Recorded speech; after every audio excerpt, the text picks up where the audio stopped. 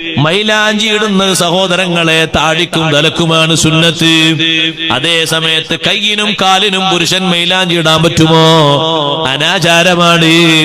ഇന്നെന്റെ കല്യാണമല്ലേ ഉസ്താദേ, വയസ്സിൽ ഒരിക്കലല്ലേ ഉണ്ടാകൂ, ഒരിക്കലല്ല നിനക്ക് കയ്യാണെങ്കിൽ പിന്നെയും നീ കെട്ടിക്കോ, പ്രശ്നമൊന്നുമില്ല. പക്ഷേ ഒരിക്കലാണെങ്കിലും 2 തവണയാണെങ്കിലും 10 തവണയാണെങ്കിലും കയ്യിനും കാലിനും പുരുഷൻ മൈലാഞ്ചി ഇടാൻ പാടില്ല. അത് വൻകുറ്റമാണ്, അനാചാരമാണ്. എന്നാ ഉസ്താദേ എന്റെ പേരും അവളെ പേരും ഒന്ന് ചുരുങ്ങിയ ഭാഷയിൽ എഴുതിക്കൂടെ? ഹറാമിന് അങ്ങനെ ചുരുക്കമുണ്ടോ? ഹറാമിന് അങ്ങനെ വലുപ്പമുണ്ടോ? നീ അതൊരു ചെറിയ അക്ഷരത്തിന്റെ രൂപത്തിൽ പുള്ളിക്കുത്തായി വെച്ചാലും ആരാരും കാണാത്ത രൂപത്തിൽ കൈമടക്കി പിടിച്ചാലും എഴുതിയിട്ടുണ്ടോ? ഹറാമാണ്, വൻകുറ്റമാണ്, അനാചാരമാണ്. കയ്യിനും കാലിനും മൈലാഞ്ചി തേക്കരുത്. പുരുഷന്മാർക്കത് പാടില്ല. അത് സ്ത്രീകൾക്കുള്ള ഭംഗിയാണ്, ഇസ്ലാം അനുവദിക്കപ്പെട്ട ഭംഗിയാണ്. സ്ത്രീകൾക്ക് തന്നെ എല്ലാവർക്കും ഇല്ല സഹോദരങ്ങളെ. ഇരിക്കുന്ന പെണ്ണിന് മൈലാഞ്ചി ഇടാൻ പറ്റൂല. ഇരിക്കുന്ന പെണ്ണുങ്ങളെ കണ്ടിട്ടില്ലേ അവർക്ക് മൈലാഞ്ചി തേച്ച് ഭംഗി കൂട്ടാൻ പറ്റൂല. അതേപോലെ തന്നെ പ്രായപൂർത്തി എത്തിയിട്ടുണ്ടെങ്കിലും വിവാഹിതരല്ലാത്ത സ്ത്രീകൾക്കും മൈലാഞ്ചി ഇടുന്നത് കറാഹത്താണ്. സൈനുദ്ദീൻ മഖ്ദൂം റളിയല്ലാഹു അൻഹു പഠിപ്പിച്ചില്ലേ, വയുന്തബുലിൽ മുതസവ്വിജ വയുക്റഹു ലിൽ ഖലിയ. ഞാൻ എന്റെ വക പറയുകയല്ല, എന്റെ വക പറയാ ഞാനും ആരുമല്ല, ഞാനൊരു മുത്തഅല്ലിമാണ്. മുതസവ്വിജത്തിനാണത് സുന്നത്ത്.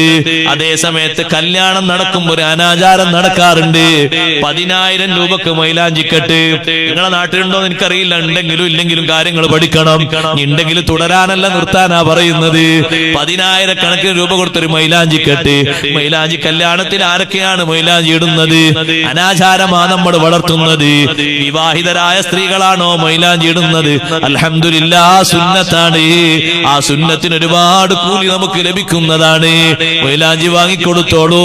അതേ സമയത്ത് മൈലാഞ്ചി തേച്ചിട്ട് രാത്രിയും പകലും ഒക്കെ വിശ്രമിക്കുന്നത് വിവാഹിതരല്ല, അവിവാഹിതകളാണോ? നമ്മുടെ കാശുകൊണ്ട് നമ്മൾ നടത്തിയത് അനാചാരമാണ്, അധർമ്മമാണ്. റബ്ബ് സുബ്ഹാനഹു വ തആല ആ കാശിനെ പറ്റിയും ചോദിക്കുമെന്നുള്ള ബോധം നമ്മുടെ മനസ്സിലുണ്ടാകേണ്ടതുണ്ട്. അതുകൊണ്ട് പുരുഷന്മാരെ, ഡൈ ചെയ്യുന്ന ആളുകളോട് മറ്റൊന്നുകൂടി പറയട്ടെ. ഡൈ വിവിധ രൂപത്തിലുണ്ട്. ഞാനത് തേച്ച് പഠിച്ചിട്ട് പറഞ്ഞതല്ല, വിവരം പലരോടും അന്വേഷിച്ചിട്ട് പറയുന്നതാണ്. തേച്ച് പറയാൻ പറ്റൊരു വിഷയമല്ലല്ലോ അത്. ഉസ്താദേ നിങ്ങൾക്ക് എങ്ങനെ മനസ്സിലായി എന്ന് ചോദിക്കും. ചോദിച്ചാ വിവരം കിട്ടും. ഡൈ ചെയ്യുന്ന ആളോട് ചോദിച്ചു, എല്ലാ ഡൈയും ആക്കും ഇരിക്കുന്ന കുപ്പിയൊക്കെ ഒരുപോലെയാണോ? അല്ല ഉസ്താദേ, ഈ ഇരിക്കുന്ന കുപ്പിയിലുള്ള തേച്ചാൽ 400 രൂപയാണ്. അതെത്ര ദിവസം കിട്ടും? അത് 2-3 ദിവസം കിട്ടും. ആ തേച്ച എണ്ണയിലേക്ക്, ആ തേച്ച ചായത്തിലേക്ക് വെള്ളം ചേരുമോ? ചേരുക പ്രയാസമാണ്, കട്ടി കൂടുതലാണ്. 5 ദിവസം 7 ദിവസമൊക്കെ നിലനിൽക്കുന്നത് അപ്പുറത്ത് വില കൂടിയതുണ്ട്. 1000, 1500-തൊക്കെയുണ്ട്. ഒക്കെ ബോർഡിൽ പരസ്യം ചെയ്തിട്ടുണ്ട്. അതൊക്കെ തേച്ചാലോ ജനാബത്ത് ഉയരൂല, വുളു ശരിയാകൂല. നമ്മൾ നിസ്കരിച്ചിട്ടെന്താ, നോമ്പ് നോറ്റിട്ടെന്താ, ഖുർആൻ ഓതിയിട്ടെന്താ? ത്വഹാറത്ത് തന്നെ ഇല്ലാതെ നമ്മൾ ജീവിച്ചിട്ടെന്താണ്?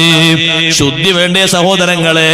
ഇന്നല്ലാഹു യുഹിബ്ബുത് തവ്വാബീന വയുഹിബ്ബുൽ മുതത്വഹിരീൻ. ശുദ്ധി പാലിക്കുന്നവരെ അല്ലാഹു ഇഷ്ടപ്പെടുന്നു എന്നല്ലേ? അതിന് ശുദ്ധിക്ക് തടസ്സമാകുന്ന ഈ രൂപത്തിലുള്ള മരുന്നുകൾ ഉപയോഗിച്ചാല്, ചായങ്ങൾ പുരട്ടിയാല്, ഉളൂഇന്റെ അവയവങ്ങളിലേക്ക് വെള്ളം ചേരാതിരുന്നാല് തലതട വേണ്ടതില്ലേ? കുളിക്കുമ്പോ തല കഴുകേണ്ടതില്ലേ? വെള്ളം ചേരാതിരിക്കുമ്പോ ജനാബത്ത് എങ്ങനെ ഉയരാനാണ്? വെള്ളം അതിന്റെ മുകളിലൂടെ അങ്ങ് ഒഴിച്ചു പോകുന്നു. താളിയോലകളിൽ വെള്ളം തേക്കുന്നത് പോലെ, വെള്ളം ഒഴിക്കുന്നത് പോലെ മുകളിൽ തട്ടി തായോട്ടങ്ങ് പോകുന്നു. ഉള്ളിലേക്ക് വെള്ളം ചേരുന്നില്ല. പുരുഷന്മാരും ശ്രദ്ധിക്കണം, സ്ത്രീകളും ശ്രദ്ധിക്കണം. കറുത്ത ചായം കൊടുക്കുന്ന പുരുഷന്മാര് മാത്രമല്ല, സ്ത്രീകളും ഉണ്ട്. എല്ലാവർക്കും വിഷയം വിധി ഒന്ന് തന്നെയാണ്. പുരുഷന്മാർക്ക് മാത്രമാണ് കറുപ്പ് തേക്കുന്ന ഹറാം എന്ന് കരുതരുത്, വൻകുറ്റം എന്ന് എഴുതരുത്. സ്ത്രീകൾക്കും തത്തുല്യ നിയമം തന്നെയാണ്. എല്ലാവർക്കും സുന്നത്തായത് മൈലാഞ്ചിടലാണ്. അതിനൊരുക്കമുണ്ടോ? അത് വലിയൊരു സുന്നത്താണ്. സഹാബിമാര്, താബിഈങ്ങൾ, തബഉ താബിഈങ്ങൾ നിലനിർത്തി പോകുന്നൊരു സുന്നത്താണത്. ഇരിക്കട്ടെ, നമ്മുടെ ജീവിതത്തിൽ വന്നു ചേരുന്ന അനാചാരമാണ്.